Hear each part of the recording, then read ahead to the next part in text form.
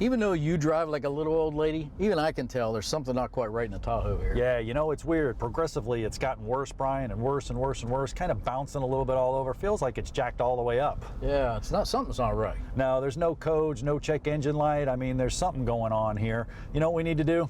We actually need to check this thing out today on Tech Garage, and we'll bring you along for the ride.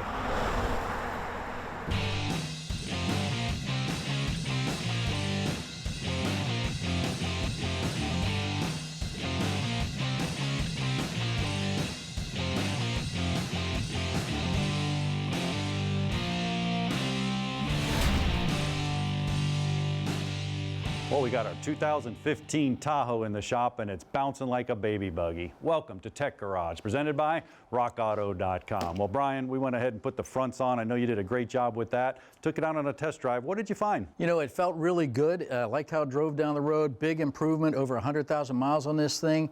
But the rear, with the jounce test, said, I still want to be replaced. So we got to get those rears swapped out too. Yeah, you know, before you do that, this is a magneto-ride, even though I could say that word. That's a lot of syllables. Ride. We'll call it Magnaride from now on out. But your fronts, you got a couple demos there. Tell us about the fronts. Not so easy to do. It wasn't so easy to do. There's a tremendous amount of technology at every corner of this vehicle, air, magnetics, all that. There's a wiring harness up here. We had to wrestle our way through that, but we got it out, got it replaced. I feel really good about that. The one question I have before you get into all this technology today is, why would you bring your makeup to the table? Yeah, that's very expensive makeup, man. That's the MR fluid. We'll get that in a minute, but I'll tell you what, you get to work on the rear shocks, and I'll actually show you how the system works.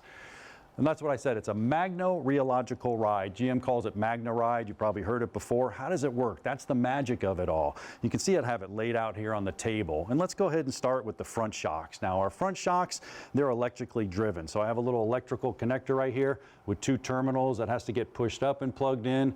Well, once that's plugged in, you have a computer right here that's sensing it, and we'll look at that in a minute. Now, on the rears, I actually have air shocks right here. These are air shocks, and they're driven by this air pump that's in the rear of the system. So as the air pump starts to drive it, it's going to lift it up or down as it goes. Now, how does it work? Well, you have these sensors right here. You actually have a front sensor. Now, the front sensor rides up and down, and it tells the height of the vehicle. If it starts to go really fast, well, it knows it can do with the shocks I'm going to show you here in a second. The rear one's located right here. Once again, I want to know the height in the rear when I'm hitting bumps. What's going on? Well, what's going on? Over 1,000 times per second. So I'm talking about milliseconds of action. That computer is going to go ahead, and it's either going to energize these or it's going to energize the air pump. Either way, we're going to get it under control. Now, let me show you the beauty and the magic of this system.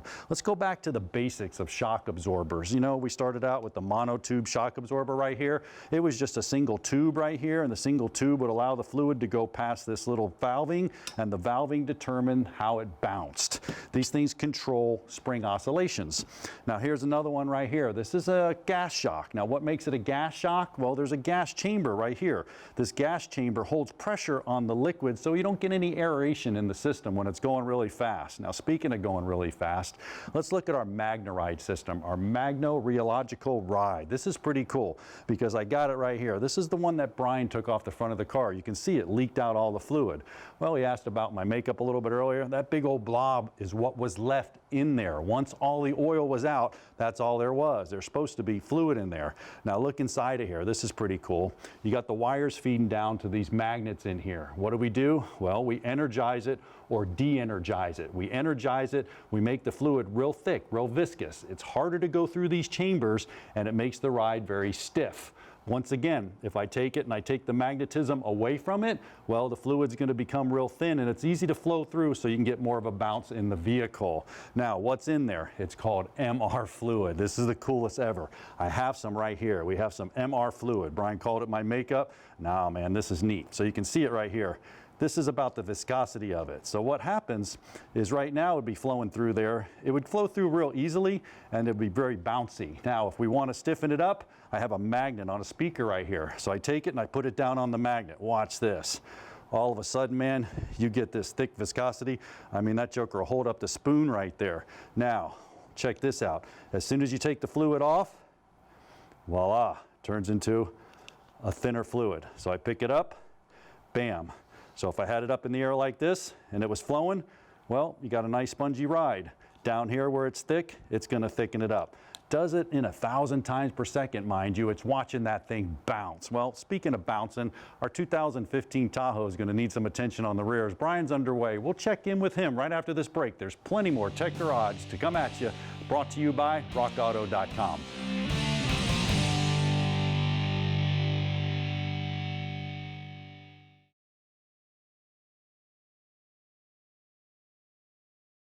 Tech Garage, presented by rockauto.com, is brought to you by Borla, the world's most winning exhaust. Custom Auto Sound, the originator of classic car OEM fit radio since 1977. And by rockauto.com, all the parts your car will ever need. Well, welcome back to Tech Garage, presented by rockauto.com. There we go. We got the nut on the top mounting bolt of this shock. Now, let's slow down so we can speed up the repair. We've got the new shock hung because that's as easy as it's ever been. But a really good tip, just good practice for you, anytime you get a chance to get a vehicle this large with this large of wheels and tires and a good look at what's going on underneath here, you should. A basic visual inspection. I've looked at the brakes, the caliper, the brake line. The pads look good. There's plenty of life left. No cuts on the rotor. Why am I looking at that? Just because I'm here.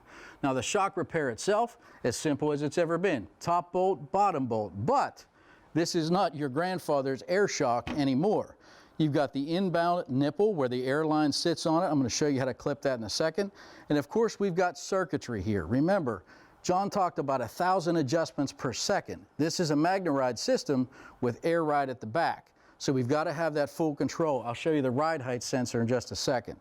Also, before you pull the old shock out, do a shake test. Check it in the mount. See if anything's rattling. What's the condition of these bushings? Is any of that worn out? Are there any fluids leaking? Has this shock broken anywhere? This one looks pretty good, but we know we've taken it for rides twice now and it's not driving properly. So we got to replace these guys.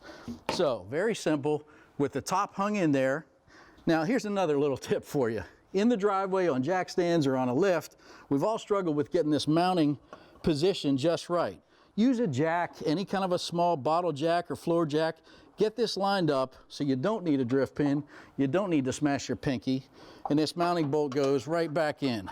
Get it in here, secure, there we go. The jack is your friend. All right. Here's the ride height sensor John was talking about. You saw these lying on the table. This again, you think about it. There's a reading coming from here. It knows where the home position is. So as the suspension travels, it's reporting.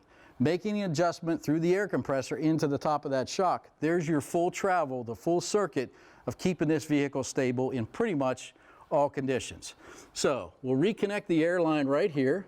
It slides down on, you'll feel it, and then there's a clip. You may have to wrestle with this clip just a little bit. You can get a good look at it right here. It just spreads and then goes down over. Get my glasses up in, wrestle this guy a little bit. Be sure it seats down over. There we go. Try pulling that line off. It's not coming. I'm good.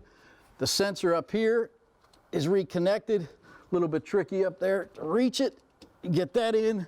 I'm going to get these mounting bolts torqued up properly, top and bottom. I'll torque them a second time. Final visual inspection and we're good. So here's the good news. On the LS lesson, that beast of a project's coming together, and today we're playing with pistons. So stay with us on Tech Garage, presented by rockauto.com.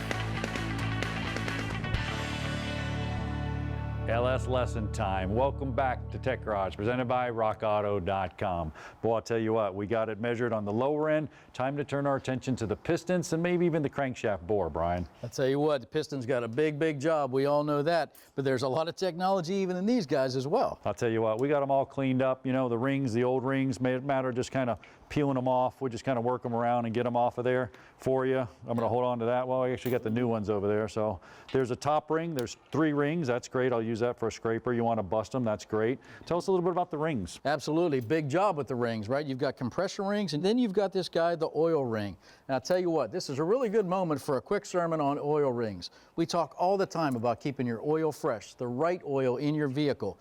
You want to give this oil ring every chance you possibly can to be successful at every piston. When you take that times 8 with the wrong oil or old oil or burnt oil, that actually can't do its job and keep that piston cool and lubricated. So it's a little thing that means the world. That's the truth. Now you got your rings off, you're gonna have some carbon buildup. You can go get you a fancy tool like this. Basically just goes in the ring gap right here. And when it goes inside of the ring gap, you can put it in there. And then what you're gonna do is just kind of drive it around inside of the ring gap. And that's gonna go ahead and cut the ring, go all the way around, get the carbon out. But Brian, we're all about old school, man. You remember when I pulled that ring out? That was nice, it broke. Guess what? Absolutely. I got me a ring cleaner, man. You know, the thing that's interesting Put it in there, run it around, clean all the carbon out of there. Use an old broken ring, works great. Absolutely. Let's check the land. We can also put a ring in there and check the new land, and we've got 15 thousandths here, and we can just check this and see if we're within spec. Absolutely huge. We want that clearance. So I'm going to stick a ring in there like that backwards. Right in here. Yep. Get it down in. Let's check it.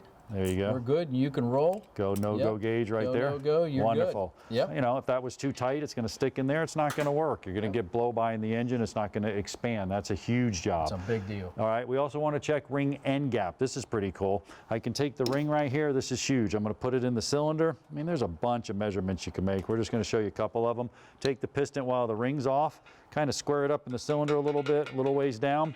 And then I'm going to come back and take my feeler gauge set. When I got my feeler gauge set there, I want to go right into the end gap of the ring, and I want to check it. I want to make sure that everything's all right, if I have enough clearance. Well, what's the clearance? Well, take a look at the graphic, man. Once again, go to the service manual. There's 1,000 different specifications for these jokers. If it wasn't right, take it. They have a ring cool, fancy ring followers, man, and file that joker. We can come back here and just hit it a couple times. Make sure it's right. Make sure it's going to go in there. I mean, that's huge.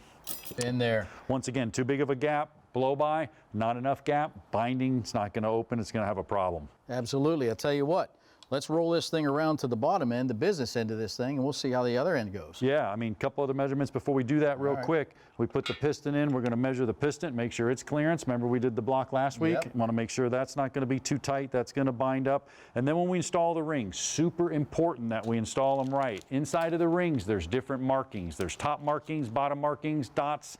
You want to put on our ones, we're going to put the bottom one down with the dot up and the top one up there with no ring at all, no dot. And the up position, that's huge. Really, so you want to really make sure you follow that, Brian. We need to head to the bottom of this joker. All right, the business end, come on around. There we go. Nice, like nice, yep. Get it level here for us. There we go. All right, you want to talk main bearings for just a minute? Absolutely. Okay, so this is critical. Obviously, times 8, times 4, whatever you're working on. But first things first, when you get the new bearings, obviously you want to make sure all your surfaces are perfectly clean, and they only go in one way. A lot of people mess this up. You want to see the holes right here? They've got to line up. These are your oil passages. And this is going to sit down and see the indentation right here. That's got to line up as well. If it doesn't, don't force it. You got the wrong one. All right, we're in place there. Perfect. Now when it comes to bearings, they're very, very thin. The metal is tin. You got embeddability so stuff can get in there. You have what's called crush. When you put them in, it's going to smooch each other. And you have what's called spread. When you put it in there, it's kind of tight to put it in there. Brian just mentioned that. Look at this tab's going to be on that side. That's on this side. If it's not, they're going to spin. That's going to how it locks the bearing in there. So I'll put mine in there as well. And Brian, we can go ahead and put it on there. We'll just kind of do a dry fit. Give us a basic understanding of what the crankshaft size is going to be in our bearing clearance. Yeah. So get it started. You got a couple bolts over there? Absolutely. On the stud on the outside. Yeah, that's our drip pan, our oil. That's it. And we're not going to torque these down to spec. We just kind of want to show you how you're going to take a measurement. Again, you'll do this on both ends. So if we torque this down, tap it down a little bit just to give an idea. I mean, seated, you'd take your telescoping gauge, you take a reading right here. All right, so I do that. Come in here. I want to be careful with the bearing.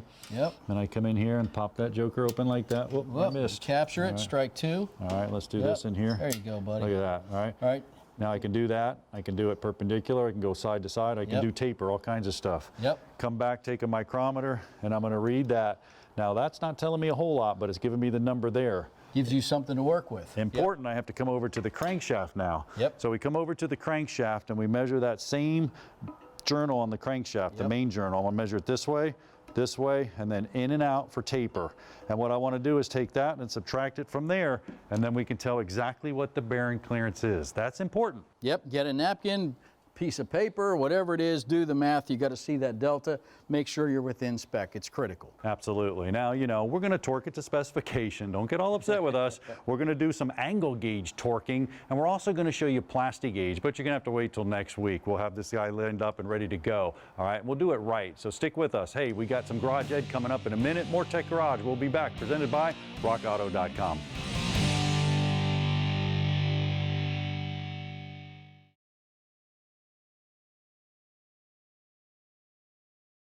Tech Garage, presented by rockauto.com, is brought to you by Redline Detection, the world's best-selling diagnostic leak detector. Steel Rubber Products, quality crafted rubber parts and weather stripping. And by rockauto.com, all the parts your car will ever need.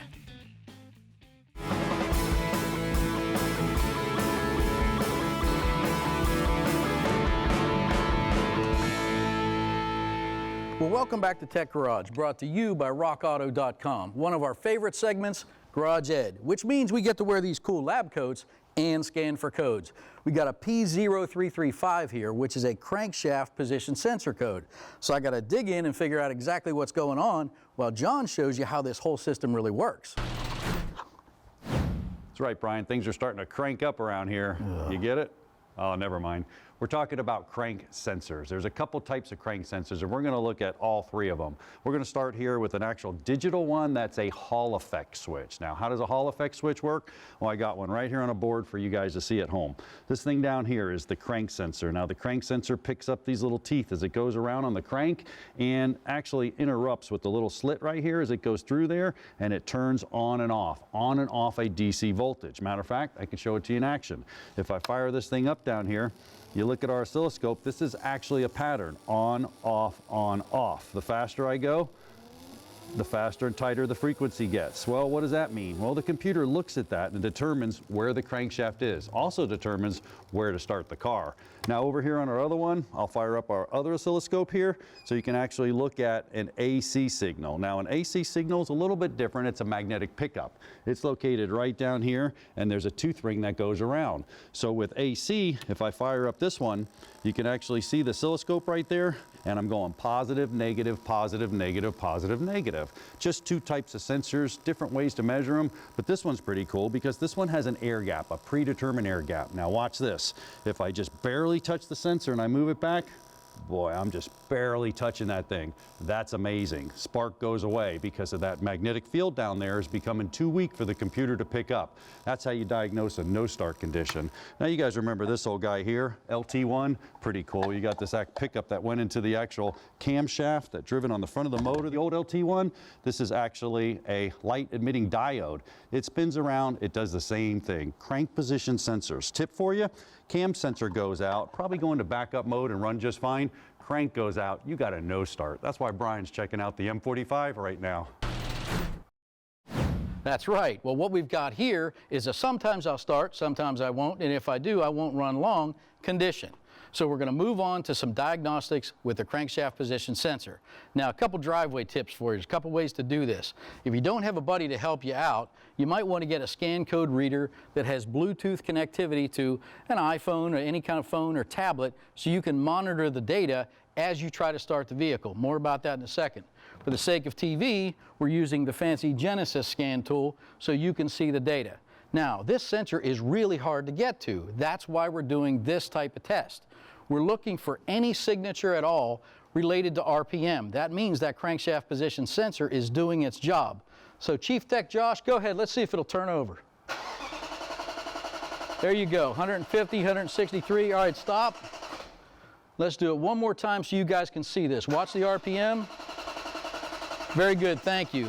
The crankshaft position sensor is working, it's doing its job, but the vehicle won't start. Something's intermittent. So our next stop along the way is to go check the wiring harness to see if we have a short somewhere. So diagnostics you can do in the driveway, get the right tool, take your time, get a buddy if you need it. John and Tom have even more tech tips to make this job easier. Tom, we saw the DC signal, the AC signal, man. Woo, all this fancy technology going on. Bottom line, they've been using this stuff for years. Right. Yeah, we've been hearing since we were kids that, hey, these 1970s cars, they're too modern to work on. The 80s cars are too modern. Sensors for measuring positions of things have been around forever. Here's a sensor that measures the position of the distributor as it rotates. And similar sensor is now on a newer car measuring the position of the memory seat as it goes back to its position that you've programmed into it. Now the first sensor, what year, make, and model was that? That was an '86 Mustang, and this newer one is a 2010 Ford Explorer, I believe. So it's all about that magnetism. Right, yeah. Absolutely. Yeah, we saw that with the two different sensors. So you offer those parts. How far do you go back? We go back before World War II. Wow. Awesome. So we can get the old parts, the new parts. Don't be afraid of the technology. Just get on Rock Auto. They got all the parts you ever need at great prices. That's phenomenal. Let's check in with Brian and finish things up for today. Hey, this is the most important part of the repair right here. Just kidding. I tell you what, we got it all put back together, replaced the shock on the other side, wheels are back on, everything's torqued to spec. Really wasn't that hard to do. Now it's time for the final verification of repair test. Well, I'll tell you what, a test. This is called a jounce test. Brian, this will tell you, I know you're good, but let's see what it does. Put my knee on here, push it up and down. Man, nothing. It's not supposed to rebound more than 1.5. This one's fixed right. I'll tell you what, it should be a game changer. You think from front to back, that Magnaride technology was so cool. Yeah, it is. It's going to ride like a new car, man. Our LS build, the Pistons, man, that was awesome. Coming together. Got in the garage, Ed. We're on the output side now. This is pretty cool. It's all downhill from there. Talking about an EGR sensor. You know, we're out of time for today, though. But stay with us for next week. There'll be more Tech Garage presented by rockauto.com. Production assistance for Tech Garage is provided by Chipola College, located in Marianna, Florida. Founded in 1947, Chipola was ranked recently as one of the top 3 community colleges in the United States.